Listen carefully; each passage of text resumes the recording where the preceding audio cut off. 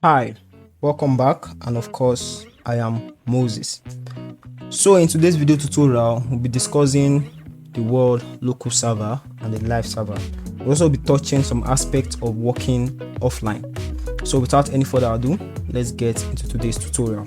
In previous video tutorial I stated that we have two types of server. We have the local server and the live server.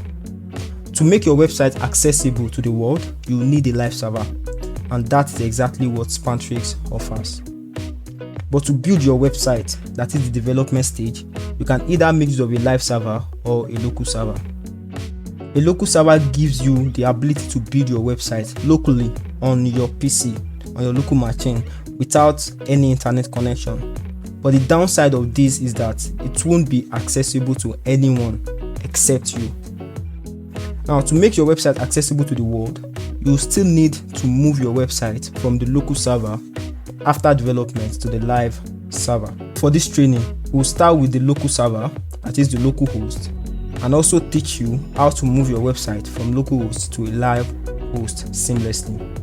A quick one here, you can decide to stick with using local host throughout the training, but our advice you get a live host so you can follow the class back to back.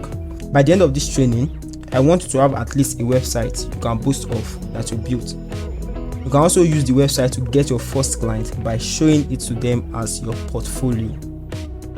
I have my personal website here at mosesmed.com, and this also is for my brother michaelglory.com. So it is mandatory that if you want to start freelancing, you have something to show your client that you've built.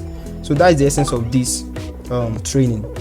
I'll prefer you buy a host and a domain name, preferably a year host and a domain name, so that after this training you have 1, 2, 3 websites you can show to your clients when you start freelancing.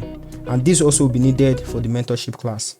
It is mandatory to have a live host if you love to progress to our mentorship program, as we'll majorly be working online to touch advanced area in website development, like website security, which is very important. We have the search engine optimization, we have off-page optimization, we have technical optimization, we have site maintenance and other aspects of websites, including advanced blogging. If you have a live host already, you can make use of it. You can also buy from any live host service provider of your choice.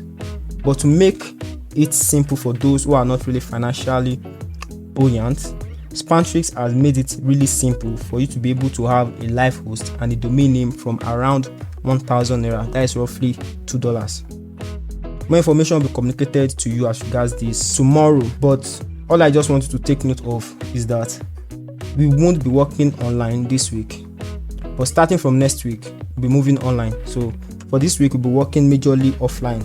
I'm going to show you how to set up the local host on your machine, how to develop a website on your system. But later on next week, we'll be moving to working online because it is needed. It is part of the developmental process. So moving forward, definitely to build a website, you need a tool to work with on WordPress.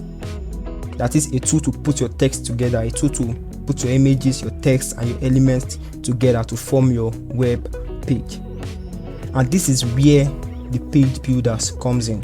Page builders are advanced tools that enable you to build web pages on CMS platform easily, like you are doing graphics design. This is an example of a page builder. As you can see, this is me dragging in images, text, documents and other elements to build a web page. So this you are seeing right here is a page builder. Codes and page builder performs exactly the same function, just that with page builder you won't need to write any code at all. So lastly, we have the themes.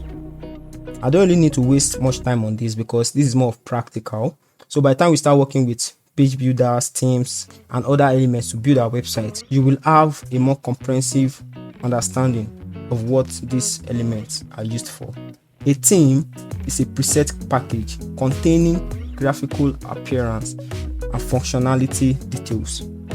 A theme usually comprises of a set of shapes and color for the graphical control elements. As I've said, working with the theme is more of practical, to be a bit tedious, to give you a full understanding of what it is used for. But see a theme as more like an added functionality to your CMS. A theme is responsible for the color, the shape, and the text font of your website. For example, for those of us using Android, for those people using iPhone, and for those using the Windows OS, you can download what we call a theme or a launcher. A launcher performs the same function as a theme on a website. These launchers perform the same function exactly as the theme on a website. So this is where we're going to stop for this tutorial.